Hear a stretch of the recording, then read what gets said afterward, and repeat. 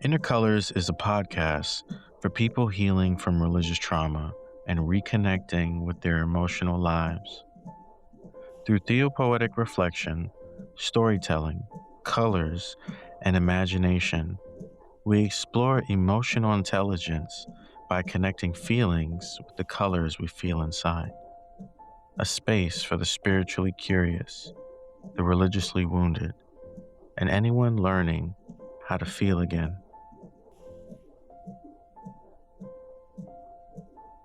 Welcome.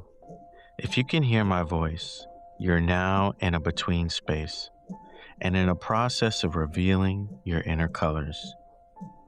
In this particular space, we are expressing and sharing our feelings, emotions, and energies in relation to colors. This season explores the foundational emotional energies many of us were never given permission to understand, especially in religious environments where feelings were labeled good, bad, or sinful. Each episode helps listeners name, understand, and reclaim a core emotional color. Many religious spaces teach that anger is sinful or rebellious. However, suppressing anger disconnects us from boundaries, self protection, and even passion for life. Today's color is red, the color of heat, the color of blood, the color of a racing heart at a clenched jaw. The color of love is so strong it protects, and anger is so strong it refuses to disappear. Red is the energy of aliveness. It lives in your passion, your desire, your boundaries, your capacity to say, this matters. And for many of us, especially those healing from religious trauma, red is one of the first colors we have to bury. Red is activation. It's the energy that rises when something inside you says, this is not okay, or this is important, or I want more. In its healthy expression, red shows up as courage, passion, motivation, protective anger that keeps you safe. This is not the anger that destroys. This is the anger that defends life. Metaspiritually, red is the soul's boundary line. It's the sacred no that protects the sacred yes. It's the fire that says your life, your body, your needs have value. Without red, spirituality becomes passive. With red, spirituality becomes embodied. But red has a shadow. When red is shamed, silenced, or suppressed, it doesn't disappear. It mutates. It evolves. It can become rage that explodes sideways, bitterness that simmers slowly, or emotional numbness that says, I don't feel anything at all. Some of us were taught anger is a sin.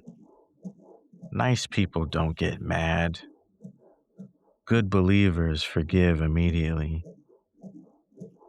So we swallowed our fire, and when life demanded passion, desire, or protest, we felt guilt instead of clarity. Metaspiritually, unfelt anger doesn't make you holy, it makes you disappear. When red is denied, the soul loses its sense of agency. You stop knowing what you want. You stop knowing what hurts. You stop knowing what matters. Red is not the enemy of peace. Suppressed red is. And in the spirit of reclaiming red, this sacred energy, what if anger isn't a moral failure, but a signal? Healthy anger can mean a boundary has been crossed, a value has been violated, a need has gone unmet. Anger is the bodyguard of the heart. And passion, that burning excitement about something you love, comes from the same fire. The energy that says, I will not tolerate harm, is born from the same place that says, I care deeply about this. Red is life force. It's the same energy that pumps blood through your veins and gives you the will to survive. To reject red is to reject your vitality. To reclaim red is to say, I'm allowed to take up space. I'm allowed to want. I'm allowed to protect my life. That's not ego. That's incarnation. If it feels safe, take this moment to close your eyes. Imagine a small red glow somewhere in your body, maybe in your chest, maybe in your belly, maybe in your hands. This is not a wildfire. This is your fire, a steady warmth, a living ember. What are you trying to protect? Why do you care about it? What have I been afraid to feel? No need to force an answer. Just become aware of it.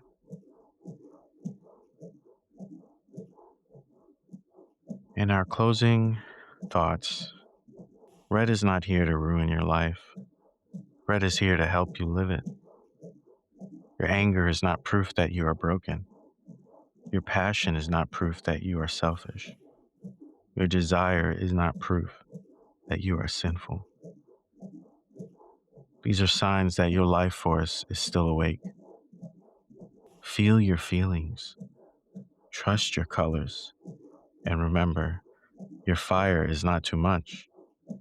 It might just be the light that helps you come home to yourself. Your anger is not a flaw. It's information about what matters.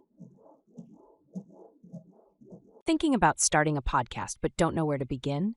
Do you want to improve the quality of your podcast? Struggling with podcast editing and post-production? Want to enhance your podcast's storytelling? Ready to take your podcast to the next level? Discover how Lost Raven Studios podcast consulting can walk with you. Visit our website and schedule a free consultation.